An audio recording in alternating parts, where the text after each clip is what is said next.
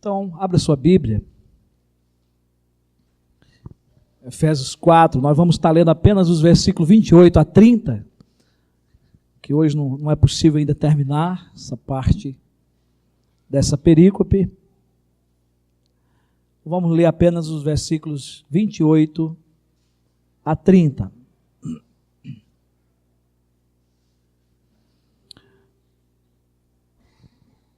Diz assim a palavra de Deus: aquele que furtava, não furte mais.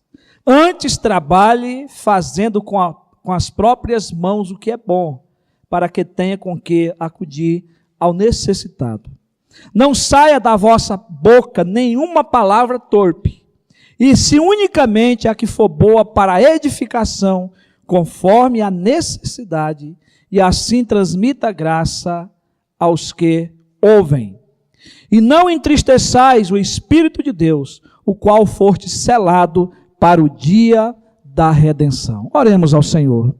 Deus, nós queremos ainda na Tua presença te pedir que o Senhor nos conduza por esta palavra e que o Teu Espírito possa aplicá-la no nosso coração, para que ao ouvir possamos entender e que ela possa, Senhor, realmente causar uma transformação na nossa alma. Nós te pedimos em nome de Jesus. Amém. Queridos, tem sido gratificante essa caminhada pela carta de Paulo aos Efésios. Nós temos todo domingo, às vezes, tentado trazer um resumo daquilo que nós temos pregado aqui. E nós temos aprendido que Paulo, a partir aqui do versículo 17, Paulo nos ensina que nós temos que totalmente se despir do velho homem.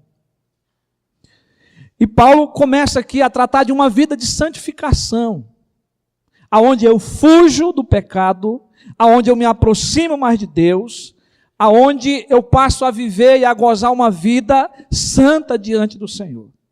E para isso é preciso, não é, que eu possa lembrar da obra que Cristo já fez na minha vida, como servo de Deus. Que Paulo está escrevendo a igreja nova, a igreja formada por gentios, judeus crentes. E Paulo quer que essa igreja entenda que eles passaram já por uma mudança de vida. Do velho homem para o novo homem. Da velha natureza para uma natureza agora em Cristo Jesus. De uma nova vida. E Paulo fala essa linguagem de despir e de se vestir. Então nós já vimos, né, essa parte dos versículos 17 até o versículo 24.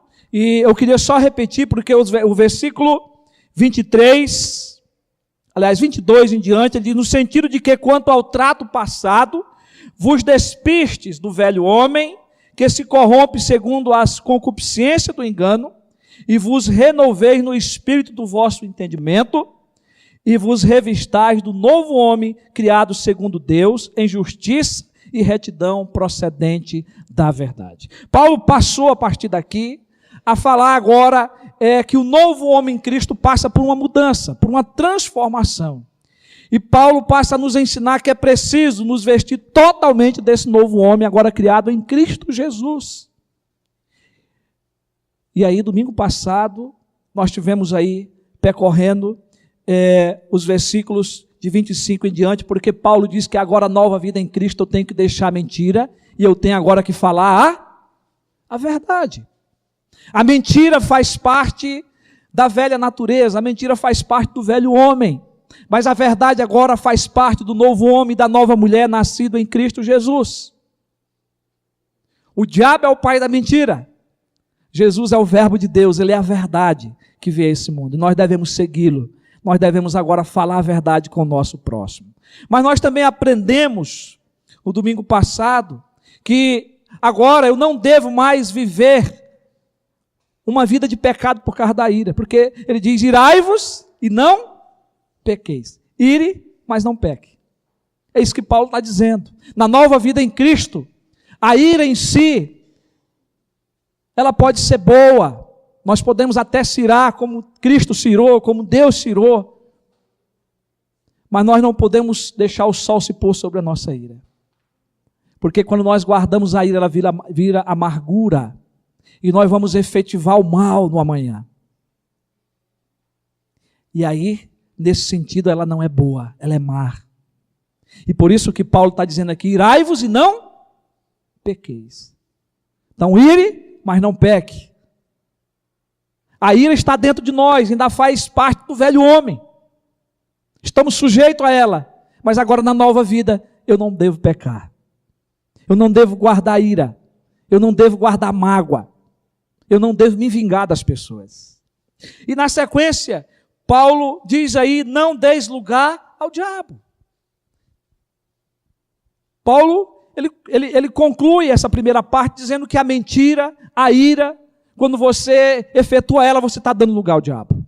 Está dando direito ao diabo agir na sua vida. E aí Paulo vai continuar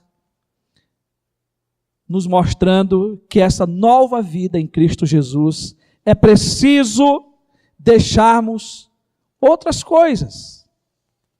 E Paulo vai dizer aqui, no versículo 28, o seguinte: aquele que furtava, não furte mais, antes trabalhe fazendo com as próprias mãos o que é bom, para que tenha com que acudir ao necessitado. Paulo está dizendo para mim, para você, Paulo está ensinando a igreja de hoje, outrora ensinava a igreja de Éfeso, mas hoje essa palavra é para mim, para você. Paulo está dizendo que agora você, nascido em Cristo, você é uma nova criatura, você não pode mais furtar. Pelo contrário, agora na nova vida você deve trabalhar. Não furte, mas trabalhe. Trabalhe para que você possa acudir àquele que precisa. Meus irmãos, o apóstolo desenvolve essa sentença aqui, a partir do que ele aprendeu no 8º mandamento. O 8º mandamento diz, não roubarás. Não roubarás. Êxodo, capítulo 20, o versículo 15. Mas Paulo aqui, desenvolvendo o que ele aprendeu na palavra de Deus, Paulo está dizendo que o homem nascido de novo, ele não pode mais furtar. Era muito comum, no tempo de Paulo, o furto. As pessoas roubavam, principalmente, nos locais, nos vilarejos, onde as pessoas iam tomar banho. Vários escritores falam sobre isso, que roubavam as roupas, os pertences que as pessoas deixavam. O furto em si, às vezes, eram de coisas pequenas, não é? Mas aqui não está incluído somente o furto, mas também o roubo. Furtar é apoderar-se de coisa alheia sem violência. Ah, não tem problema, ninguém está vendo, então você vai lá e tira. Você toma de alguém. Roubar é apropriar-se de um bem imóvel pertencente a outra pessoa mediante a violência física. Paulo, ele está dizendo que as duas coisas aqui é errada. O mandamento, ele exige muito mais do que roubar. Porque aqui está incluído tudo aquilo que é desonesto. O que Paulo quer que a igreja entenda, você e eu que somos nascidos de novo, é que tudo que é desonesto é roubo. Tudo que é feito para prejudicar o próximo, tudo o que dá prejuízo ao outro, seja pesos, seja as medidas, seja salário, seja trabalho, seja imposto, seja o dízimo, é roubo. Aquilo que eu deixo de fazer sabendo que é certo em favor do próximo, eu estou defraudando, eu estou roubando. O que Paulo quer nos transmitir agora é que eu tenho que me investir desse novo homem em Cristo Jesus. E que aquilo que eu fazia anteriormente eu não posso fazer mais. Roubar é tentar obter algo em troca de nada, que não custou o seu trabalho, que não custou o seu suor. Os ladrões tentam enriquecer-se à custa do trabalho dos outros.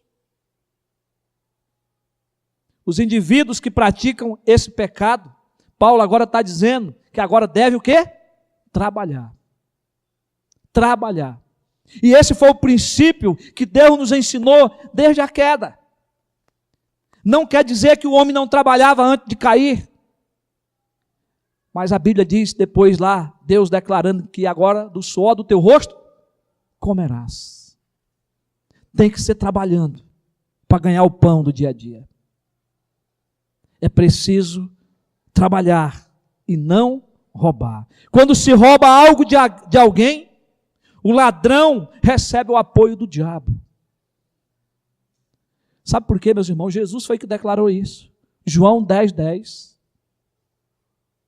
Diz que o ladrão vem somente para roubar, matar e destruir. O papel do diabo sempre é roubar. Roubar a alegria, roubar a paz. É próprio dele. Como é próprio dele também a mentira, da qual falamos anteriormente aqui. E aí, meus irmãos, lá no meio dos discípulos, dos 12, tinha um que era ladrão. Judas Iscariote. Se você abrir a sua Bíblia, lá em João 12, de 3-6, se você puder, você pode fazer isso. Diz que Jesus, após ressuscitar Lázaro, alguns dias depois, Jesus foi à casa de Lázaro, de Marta e de Maria, fazer uma visita. E quando Jesus está lá, a alegria de Maria é tão grande que ela pega um bálsamo muito caro e ela lança sobre Jesus, derrama sobre Jesus e enxuga os pés de Jesus com os seus cabelos.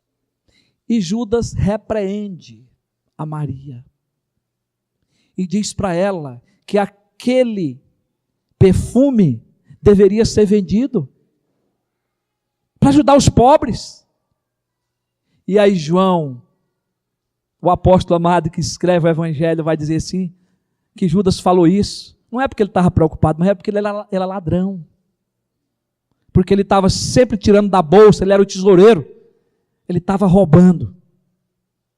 Meus irmãos, Judas era ladrão, e Judas não se arrependeu. Pouco tempo depois desse acontecimento aqui, Judas entregou Jesus aos soldados romanos para ser crucificado por 30 moedas de prata.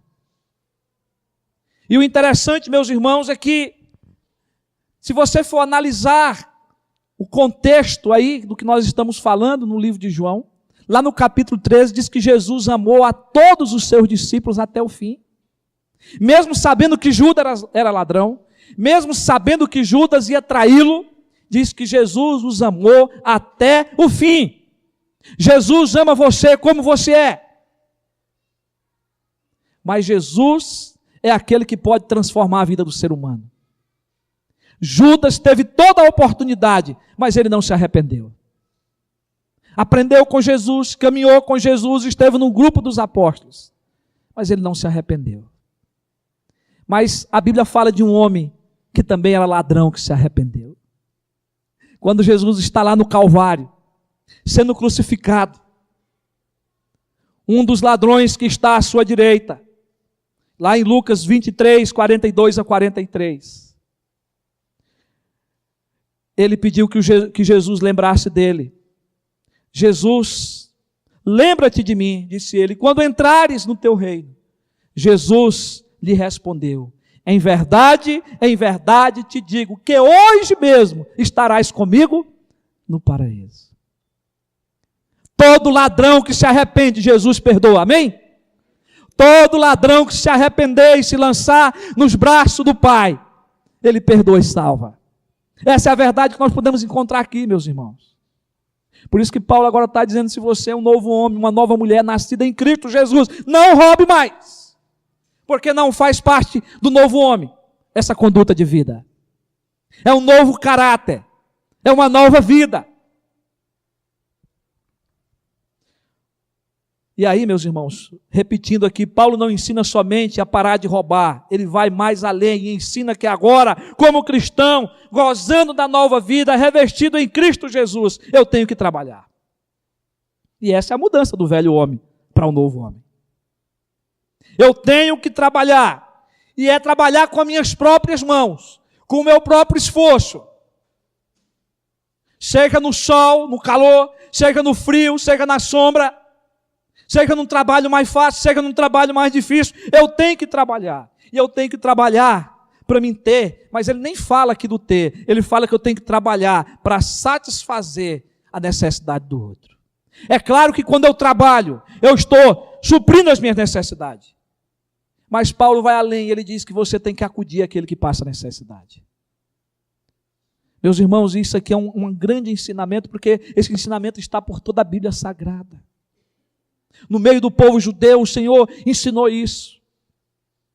Que eles tinham que trabalhar e na colheita eles tinham que deixar cair pelo caminho, para que aqueles que viessem atrás tivessem com que ter o que comer.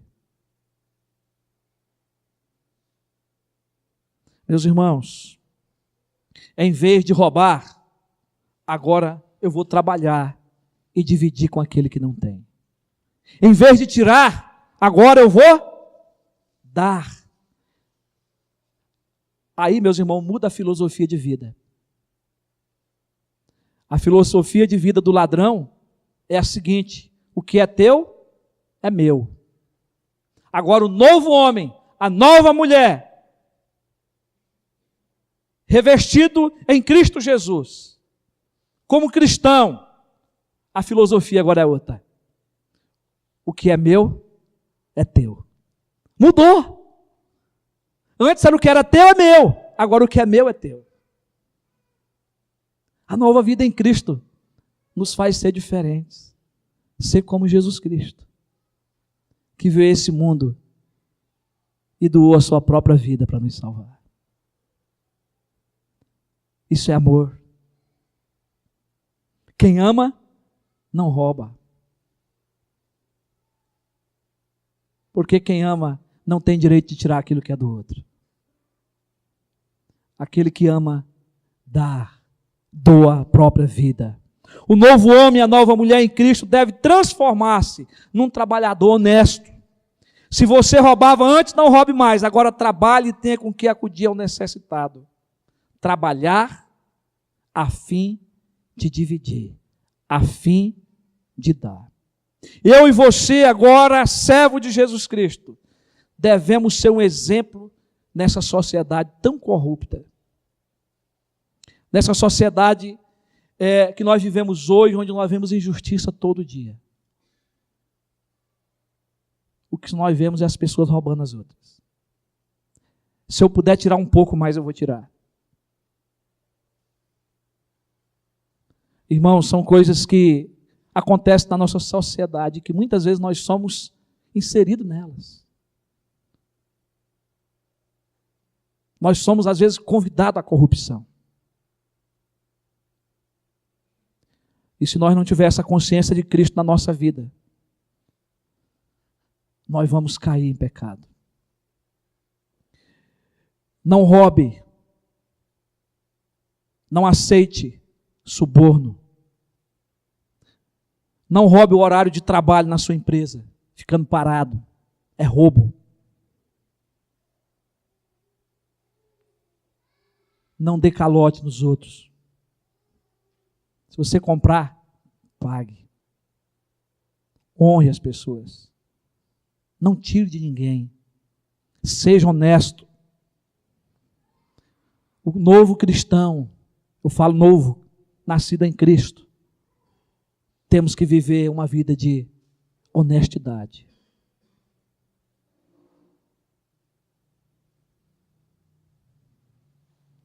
Era isso que Paulo queria para a igreja de Éfeso, é isso que Paulo quer para mim e para você. E é isso que Deus quer para a nossa vida. Que você seja honesto e que você trabalhe para ter para você e ter como suprir aquele que tem necessidade. Essa é a mudança de vida que Cristo faz na nossa vida. Mas Paulo vai mais além.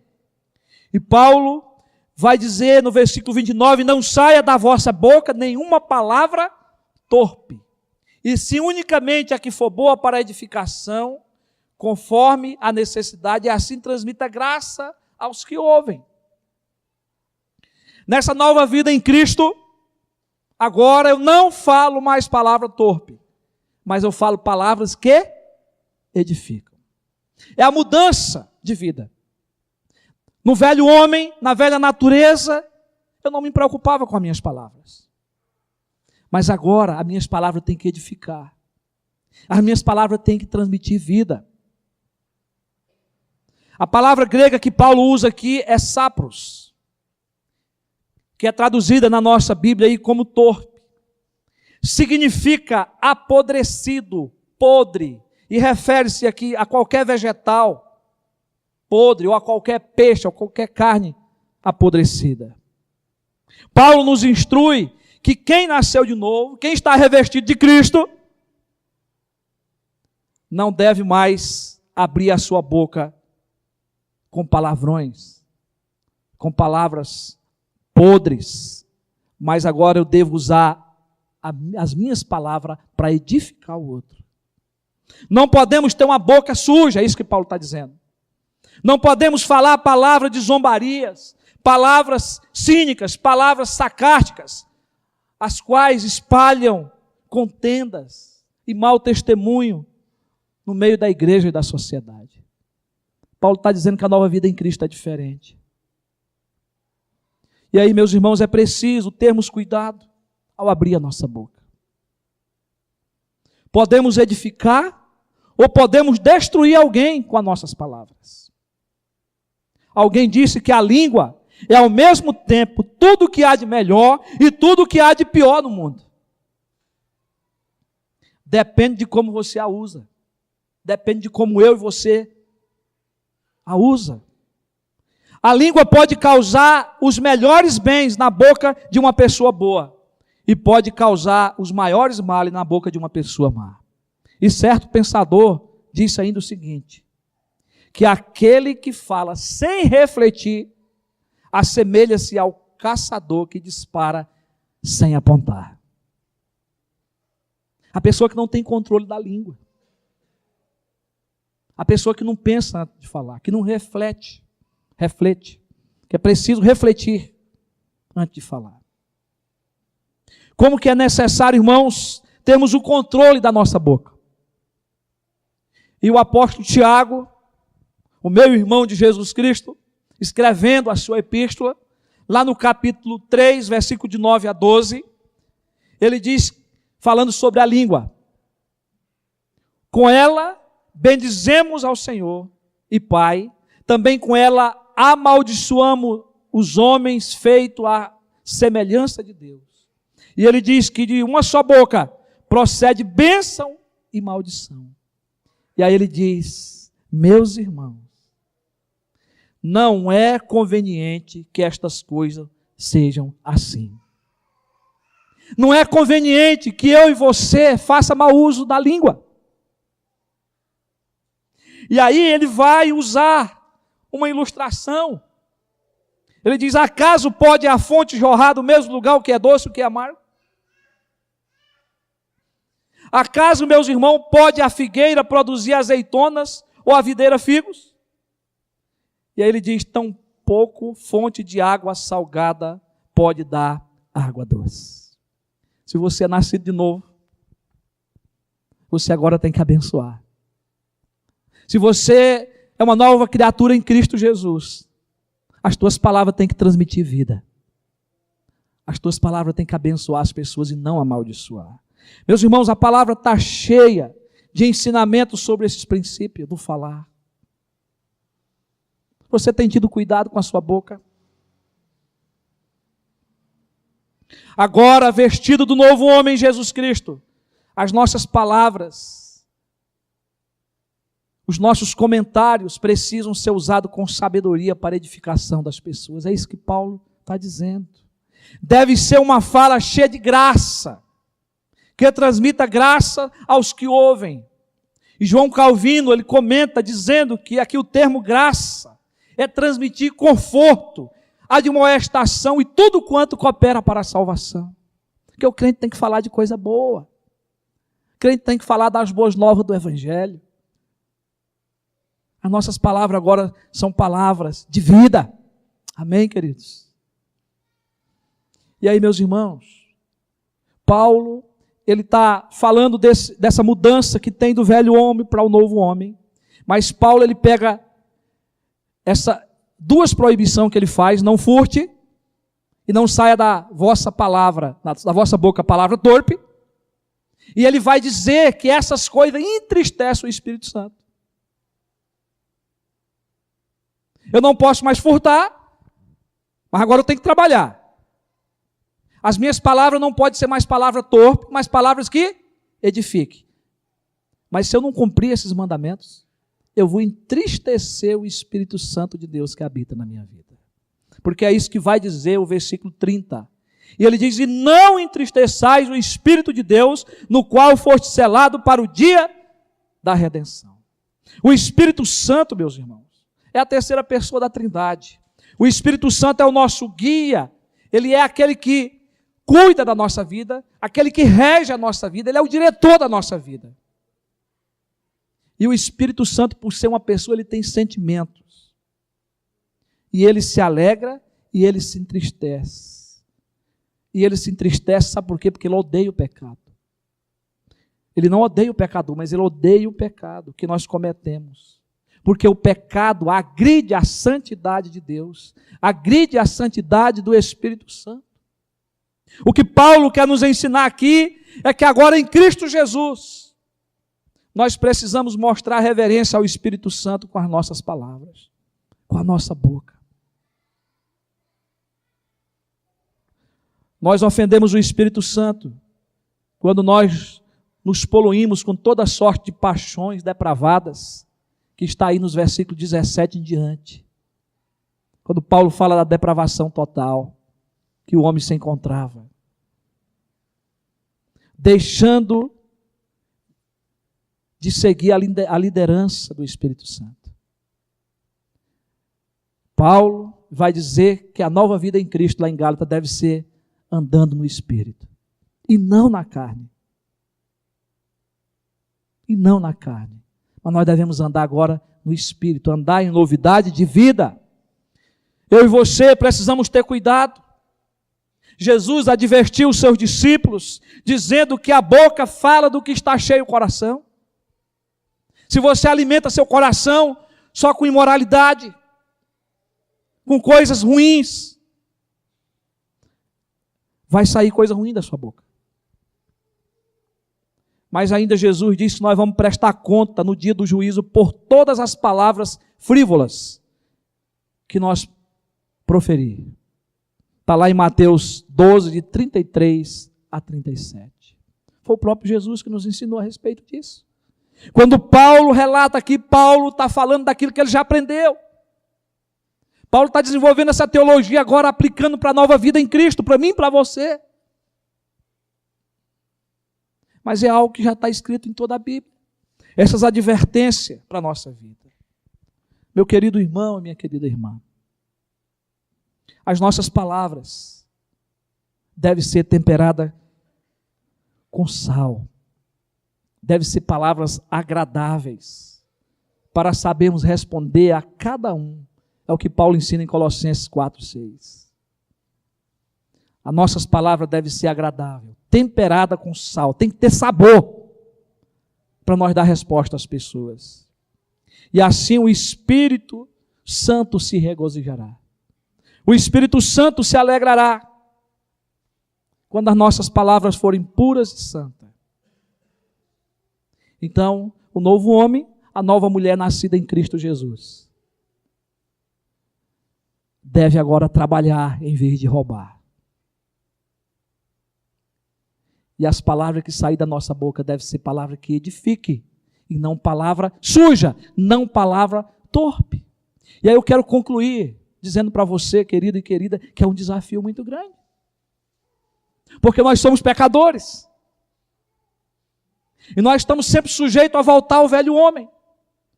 E aí nós precisamos clamar ao Senhor, para que o Senhor nos dê graça, para que o Senhor nos dê força, para que o Senhor cuide do nosso coração, cuide da nossa mente. Porque o ensinamento da palavra de Deus é que nós temos que ter a mente de Cristo. Nós temos que ser luz, nós temos que brilhar nesse mundo. E que nós devemos andar nos passos de Jesus, como Ele andou. Então nós temos que olhar para Cristo. E só assim nós vamos conseguir viver em novidade de vida. Que Deus nos abençoe.